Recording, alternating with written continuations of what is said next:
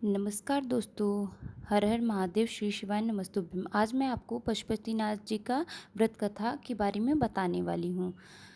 चलिए शुरू करते हैं। अगर आप अपनी मनोकामना की पूर्ति के लिए पशुपति व्रत करने जा रहे हैं तो ये उत्तम होगा कि आप पशुपति व्रत की कथा का भी पाठ या श्रावण करें। आज के इस वीडियो में हम आपको पशुपतिनाथ की कहानी बताने जा रहे हैं। आप सभी शिव भक्तों को प्रसन्नता प्रदान करने वाला है।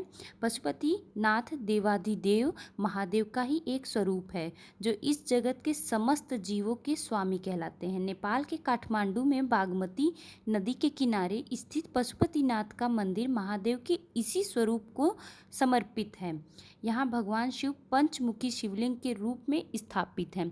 पशुपतिनाथ लिंग विग्रह में 4 दिशाओं में 4 मुख तथा 5वां मुख ऊपर की तरफ है। प्रत्येक मुखाकृत के बाएं हाथ में कमंडल तथा दाएं हाथ में रुद्राक्ष की माला है। पशुपति व्रत कथा की विधि। शिव महापुराण में पशुपतिनाथ महादेव को 12 ज्योतिर्लिंगों में शामिल नहीं किया गया है, परंतु शिव महापुराण के ही 391 श्लोक में पशुपतिनाथ के इस चतुर्मुखी लिंग का वर्णन ज्योतिर्लिंग के समान ही किया गया है। पशुपति व्रत की कथा पढ़ने या सुनने के पहले आप किसी साफ आसन पर बैठ जाएं। यदि आपके पास कोई पुष्प या अक्षत हो तो उसे अपने हथेलियों में रख लें। तत्पश्चात पशुपतिनाथ भगवान का स्मरण कर कथा का पाठ करें। पशुपति व्रत की कथा का पाठ पूरा करने के बाद उस पुष्प या अक्षत को अपने मंदिर में स्थापित शिव को समर्पित कर दें। पति व्रत की कथा। जो भी नर नारी पशुपतिनाथ भगवान का व्रत धारण कर पशुपति व्रत की कथा का स्मरण करता है उनकी समस्त मनोकामनाएं पूर्ण होते हैं। देर नहीं लगता तथा उसके सारे पापों का अंत हो जाता है। वह शिव का अत्यधिक प्रिय बन जाता है। पशुपति कथा को शुरू करते हैं। स्कंद पुराण और हिमवंत खंड में पशुपति व्रत की कथा का ये दृष्टांत विशेष रूप से मिलता है। इस कथा के अनुसार एक बार भगवान कैलाश और काशी नगरी छोड़कर बागमती नदी के किनारे स्थित मृगस्थली चले आए, जो वर्तमान में नेपाल देश कहलाता है। यहाँ आकर भगवान शिव 3 सिंग वाले अर्थात मृग अर्थात चिंगारा का स्वरूप धारण कर ध्यान निद्रा में लीन हो गए। भगवान शिव को इस प्रकार अनुपस्थित देखकर भगवान ब्रह्मा और भगवान विष्णु को चिंता हुई और वे भगवान शिव की ढूंढने निकल पड़े। ढूंढते ढूंढते जब वे इस सुंदर मृग स्थल में पहुँचे तो उन्होंने एक देदीप्यमान और मोहक 3 सिंग वाले मृग को विचरण करके देखा। देखते ही भगवान ब्रह्मा ने अपने योग विद्या से शिवजी को पहचान लिया। शिवजी जो कि चिंकारा के रूप में विचरण कर रहे थे, अपने साथ वापस ले जाने हेतु भगवान ब्रह्मा में मृग के सिंग को पकड़ने का प्रयास किया। तत्पश्चात शिवजी ने दी के दूसरे किनारे पर छलांग लगा ली। कहा जाता है कि इस दौरान उनका सिंह के 4 टुकड़े हो धरती पर गिर गए। इसके बाद ही भगवान शिव चतुर्मुख लिंग के रूप में प्रकट हुए, जो कि पशुपति नाथ कहलाए।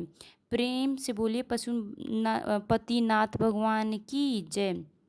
पशुपति व्रत संख्या 2।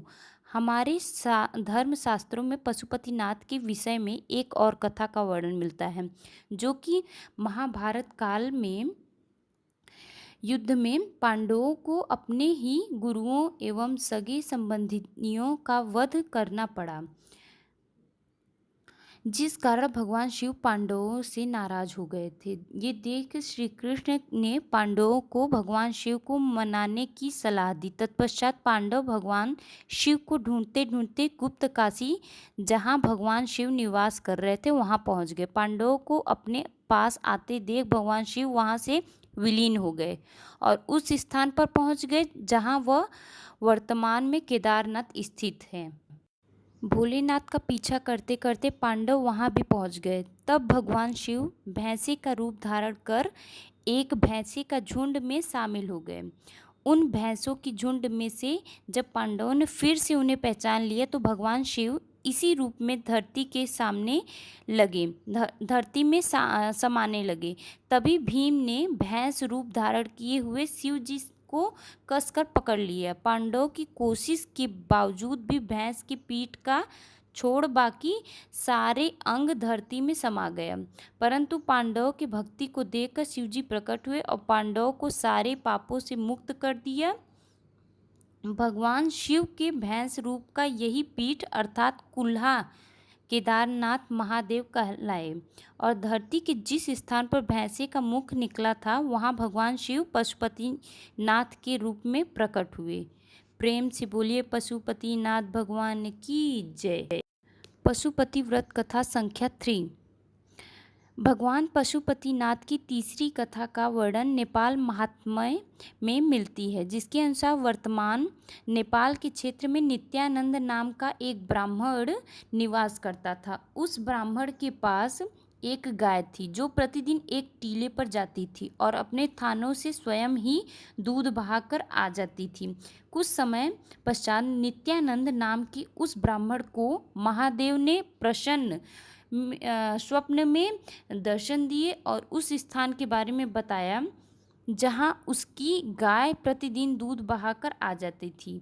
भगवान के आदेश पे ही उस जगह की खुदाई की गई, जिसके उपरांत भगवान शिव के चतुर्मुखी दिव्य लिंग की प्राप्ति हुई।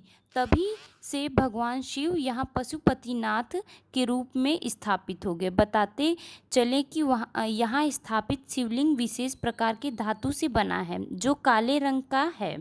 ऐसी मान्यता है कि ये शिवलिंग पारस पत्थर की तरह ही चमत्कारी है।